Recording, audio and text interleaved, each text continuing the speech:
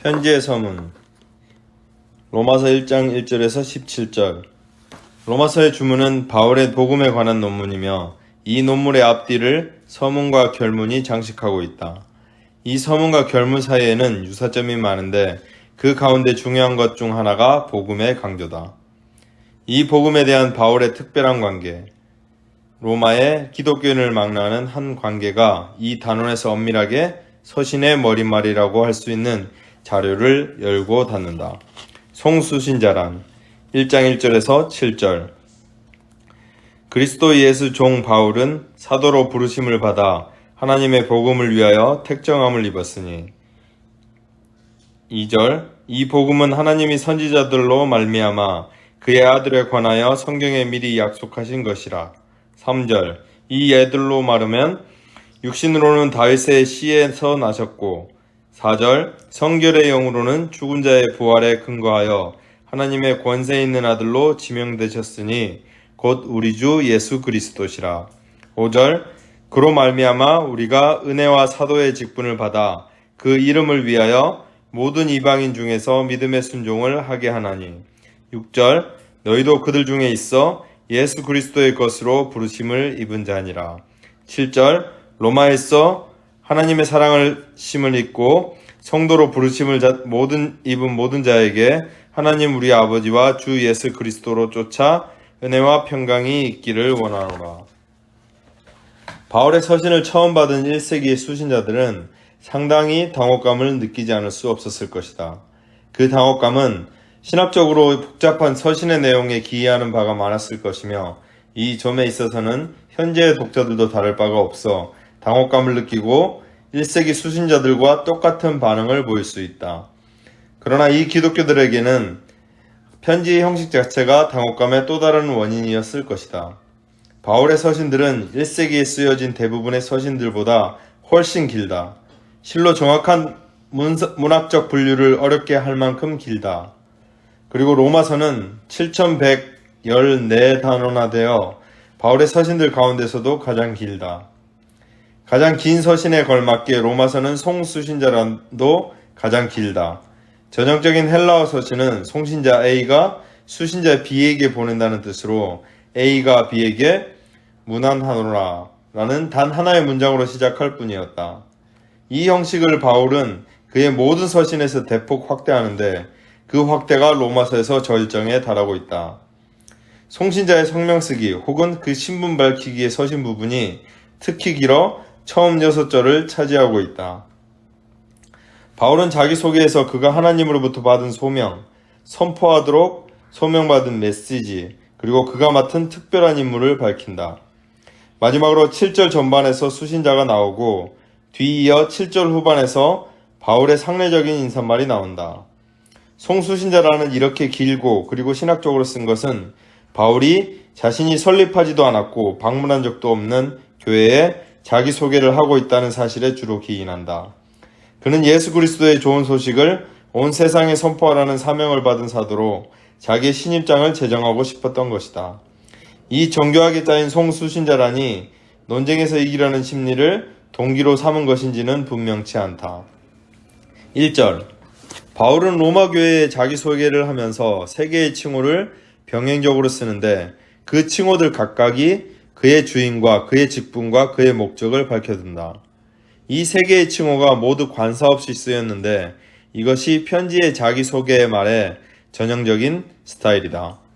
그리스도 예수의 종은 구약에서 흔히 보이는 여호와의 종이라는 표현을 본뜬 것이다.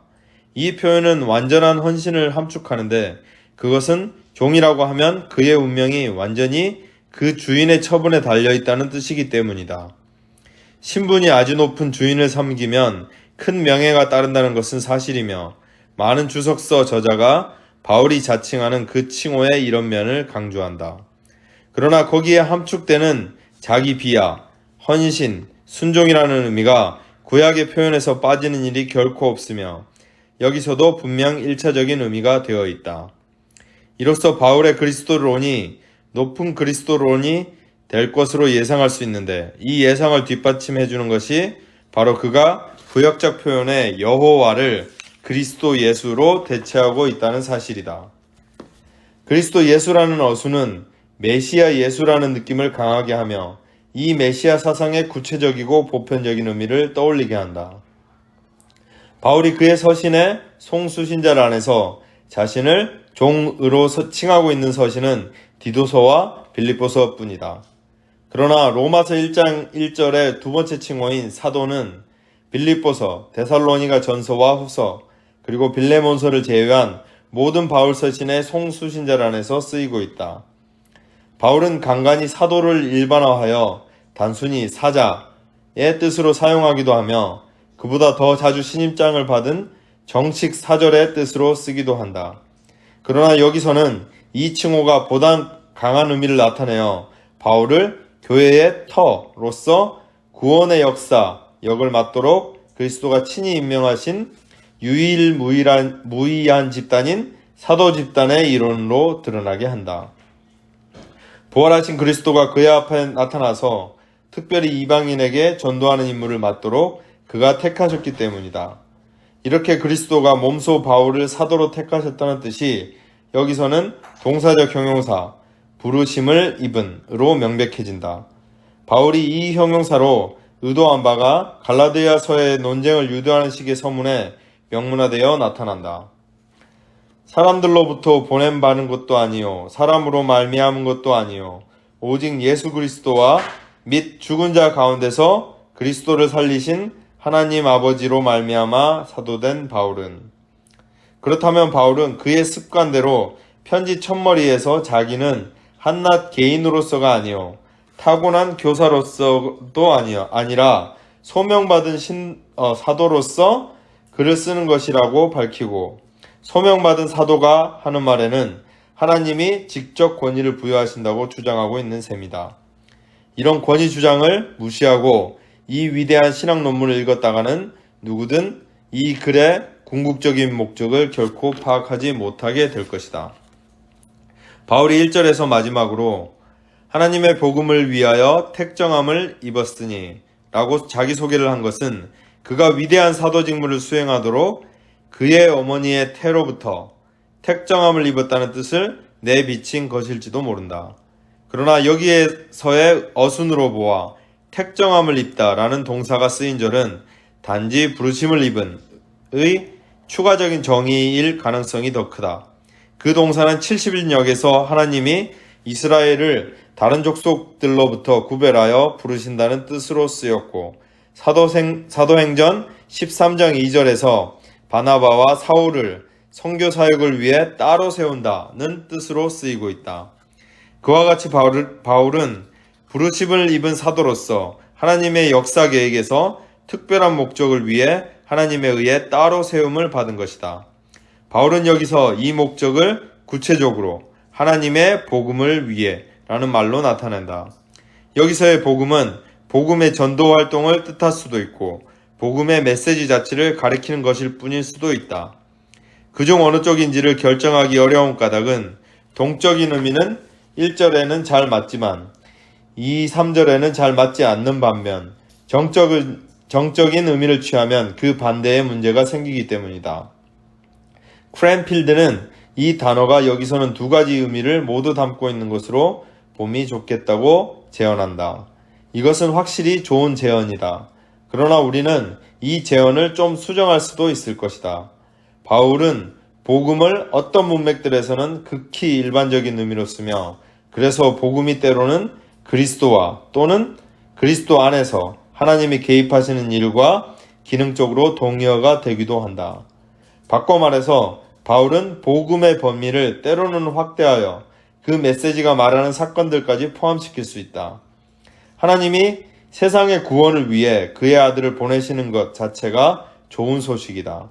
문맥상 동적인 의미건 정적인 의미건 하나만을 택하기 어려운 만큼 여기서는 이 단어의 광의 뜻을 채택할 충분한 이유가 있는 것이다. 따라서 하나님의 복음을 위하여 택정함을 입었다는 말로써 바울은 자기의 일생이 그리스도 안에서 하시는 하나님의 구원 사역에 전적으로 바쳐진 헌신의 일생이라고, 즉 자기는 사도로서 복음의 메시지를 선포할 뿐만 아니라 그 메시지를 자신이 믿고 거기에 전적으로 순종하노라고 주장하고 있는 것이다. 이런 뜻으로 받아들일 때 하나님은 하나님이 보내신 의로 충분히 의역될 수 있을 것이다. 이 소유격의 첨가를 간과해서는 안 된다. 모리스가 일깨워 주었듯이 로마서는 궁극적으로 하나님에 관한 책이다. 즉 하나님이 구원을 가져오기 위해 어떻게 행하셨는지, 하나님의 정의가 어떻게 보존되는지, 하나님의 목적들이 역사적으로 어떻게 실현되는지, 하나님을 그의 백성이 어떻게 섬길 수 있는지에 관한 책.